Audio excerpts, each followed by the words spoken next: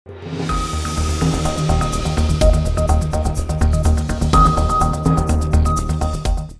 ही मनीष जीवनर एक बलिष्ठ मानसिकता। जे सेवा करे से जे तार जीवन रे कौन पाए से ही जानी। मानव सेवा ही भगवान माधवों सेवा बोली आम संस्कृति रे अनेक महात्मा उद्घोषणा करिसेंती। सेवा क्षेत्र में सेमिति हाथ बढ़ाई जय शिवशंभु सेवा संघ।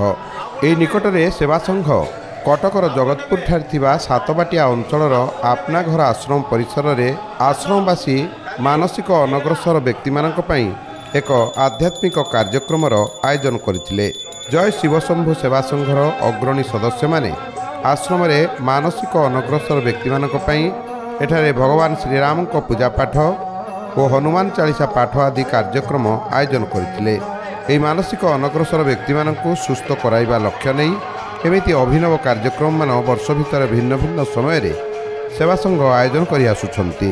हमर अपना घर आश्रम भारत वर्ष रे 64 आश्रम रन करूची। प्रथम आश्रम 2000 मसीह भारतपुर रे हेतिला। वर्तमान भरतपुर आश्रम रे 4000 लोक अछंती। 2500 महिला अछंती, 1500 पुरुष अछंती।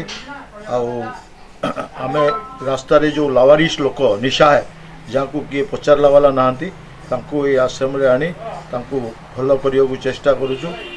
आज जाए आमे 122टा लोकन को रेस्क्यू करिछु। ता भितरु 3 जण हमर आश्रम रे ट्रीटमेंट हवा दौरान एक्सपायर कर जाइछंती। बाकी 9टा लोकन को आमे भरतपुर आश्रम पहुंचाई देइछु। हमर कैपेसिटी अधिका हो जीवा द्वारा 25-30टा लोकन को आमे पुनर्वासित भी कर देइछु। हमर करिवार उद्देश्य यही अछि जे किमती हम पाखरे रही किना प्रभुजी माने आमे समस्त को प्रभुजी बोली डाकुछु। किमती से माने हस तांको मुह रे फुटई पारिबु एराई हमर मेन उद्देश्य रहउछि। एही सकाशे आमे विभिन्न संस्था भी आसिकिना हम आश्रम को आसिकिना किछि कार्यक्रम करूछंती। प्रभुजी माने तांको देखिकिना बहुत खुशी होउछंती।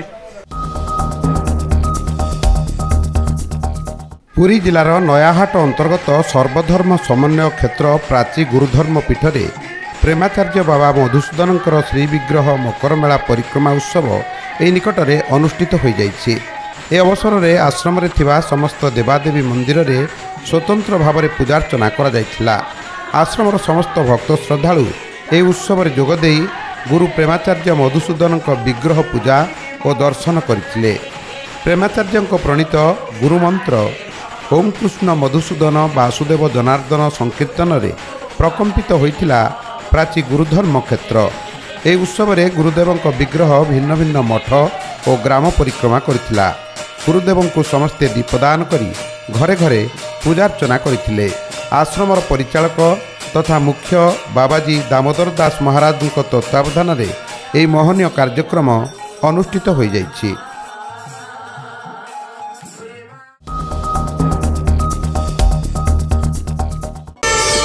प्रार्थना आम आनंदर उत्सव।